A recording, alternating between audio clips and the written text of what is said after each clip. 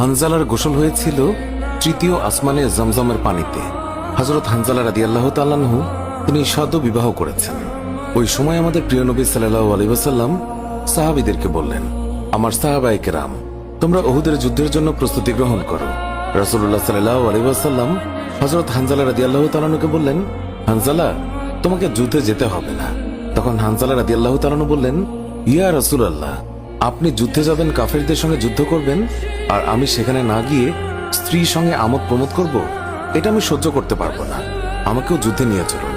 রাসূলুল্লাহ সাল্লাল্লাহু আলাইহি ওয়াসাল্লাম তখন বললেন, হানজালা, আমি তোমাকে আদেশ দিলাম, তুমি বাড়িতে থাকো, তোমাকে যুদ্ধে যেতে হবে না। হানজালা তখন নবীর আদেশ শুনে কাঁদতে কাঁদতে বাড়ি চলে গেল। আমাদের প্রিয় নবী সাল্লাল্লাহু আলাইহি ওয়াসাল্লাম সাহাবীদেরকে নিয়ে যুদ্ধে চলে গেছেন। এদিকে সাহাবী হানজালা তার স্ত্রীর সঙ্গে রাত কাটানোর পর তার উপর গোসল ফরজ হয়ে গিয়েছে, তাই সে গোসল করতে গেছেন, পানি নিয়ে দাঁড়িয়েও গেছেন। এই সময় মদিনার গলি থেকে কেউ একজন চিৎকার করে বলছিলেন, মদিনার মুসলমানরা, তোমরা কার জন্য জীবিত থাকবে? তোমাদের প্রিয় নবীকে কাফের মুশরিকরা শহীদ করে দিয়েছে। এই কথা যেই মাত্র হানজালার কানে পৌঁছালো, তখনই তিনি পানির বালতি ফেলে দিয়ে তার স্ত্রীর কাছে গেল এবং তার স্ত্রীকে বলল, হে আমার স্ত্রী, তাড়াতাড়ি আমার তলোয়ারটা দাও। যে কাপুরুষরা আমার নবীকে শহীদ করেছে, যে কাফেররা বিশ্বনবী হযরত মুহাম্মদ সাল্লাল্লাহু আলাইহি ওয়াসাল্লামকে হত্যা করেছে, আমি তাদেরকে ছাড়ব না। আজ হয় তারা মরবে, না হয় আমি মরব। যেই দুনিয়ায় নবী নেই, সেই দুনিয়ায় আমি বাঁচতে চাই না। দাও, আমার তলোয়ারটা দাও। তখন হানজালার স্ত্রী বললেন, আপনি আমার নবীর হত্যাকারীকে হত্যা করতে যাচ্ছেন? যান, আমি বাধা দেব না, আমার বাধা দেওয়ার অধিকার নেই। তবে আপনি দয়া করে গোসল করে পবিত্র হয়ে যান, কেননা আপনার উপর গোসল ফরজ হয়ে গিয়েছে। এছাড়াও আপনি যদি উহুদের ময়দানে শহীদ হয়েও যান, আমি কোনো দুঃখ করব না। উত্তরে হানজালা বললেন, না, যদি আমি গোসল করতে চাই, তবে আমার নবীর হত্যাকারীরা কিছু সময়ের জন্য হলেও বেঁচে থাকবে, এটা আমি হতে দিতে পারি না। আমার যেই দুনিয়ায় আমার নবী বেঁচে নেই, ওই দুনিয়ার পানি দিয়ে আমি গোসল করতে পারি না। এই বলে তিনি তলোয়ার নিয়ে চলে গেলেন। উহুদের ময়দানে তিনি অনেক কাফেরকে হত্যা করলেন। একসময় যুদ্ধ করতে করতে তিনি শহীদ হয়ে গেলেন। যুদ্ধ শেষ হয়ে গেলে আল্লাহ রাসূল সাহাবীদেরকে বললেন, হে আমার সাহাবীরা, তোমরা যাও, গিয়ে দেখো আমার যে সকল সাহাবায়ে কেরাম শহীদ হয়েছে তাদের লাশ সংগ্রহ করো এবং তাদেরকে গোসলবিহীন দাফনের ব্যবস্থা করো। সকল শহীদের লাশ এনে এক জায়গায় রাখা হচ্ছে। নবীজি গুনে দেখলেন ৬৮টি লাশ রয়েছে, ২টি লাশ নেই। একজন তার চাচা হামজা রাদিয়াল্লাহু তাআলা আনহু, আর আরেকজন হানজালা রাদিয়াল্লাহু তাআলা আনহু। অস্থির হয়ে পড়লেন নবীজি। সব সাহাবাদের পাঠালেন লাশ খোঁজার জন্য। হঠাৎ বোরখা পরা এক মহিলা এসে দাঁড়ালেন নবীজির কাছে। নবীজি তাকে চিনলেন না। মহিলা বললেন, শুনুন ইয়া রাসূলুল্লাহ, কাল আপনি একটা বিয়ে পড়িয়েছিলেন, মনে আছে?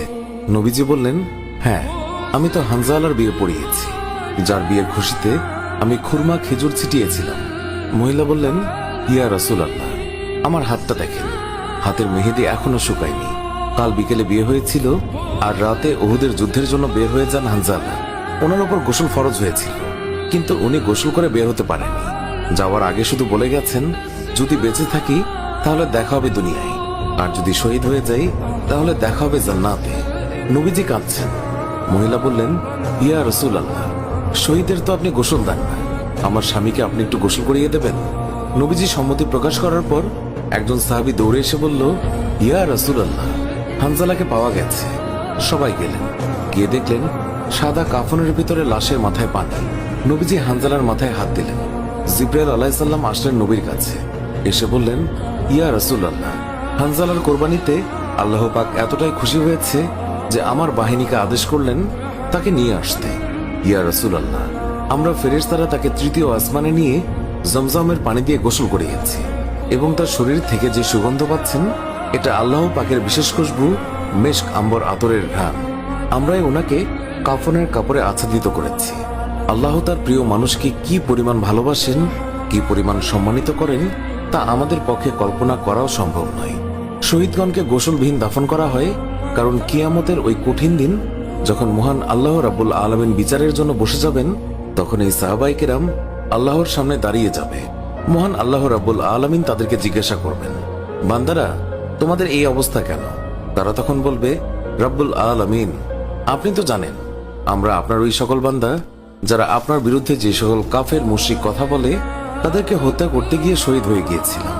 আল্লাহ তাআলা বলবেন, ও আমার বান্দারা, তোমরা যারা আমার জন্য তোমাদের জীবনের মায়া ত্যাগ করেছিলে, তার জন্য আমি তোমাদেরকে আজ বিনা হিসাবে জান্নাত দান করলাম।